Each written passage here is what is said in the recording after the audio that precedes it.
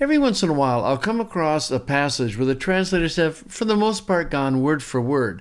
But what has happened, perhaps unintentionally, is that they have used an English idiom that doesn't have the same meaning as the Greek does.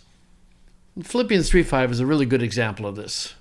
Paul is talking about his lineage, and he says, I was circumcised on the 8th day. I'm of the people of Israel, of the tribe of Benjamin. And then here's this expression, a Hebrew of Hebrews. Now, when I look at the ESV, NIV, or the Net Bible, they simply say a Hebrew of Hebrews. The only way I hear that is like, I am the Hebrew par excellence. I am the Alpha Hebrew, so to speak. I am the best of the Hebrews. I don't know how else to hear that expression.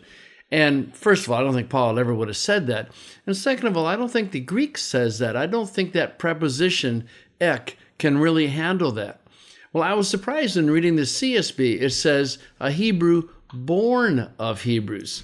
And the NRSV says the same thing. I said, well, that's interesting because that is a function of ek. That is a Hebrew born of Hebrews. The commentaries are a bit divided as to what that actually means. It could be that he's a Hebrew who is born of Hebrew parents. It could also be a distinguishing between the Hebrews that live in the diaspora who have more Greek influence and the Hebrews that live in Jerusalem. I'm not sure actually what it is, but I know it doesn't mean what the English idiom means when it says Hebrew of Hebrews.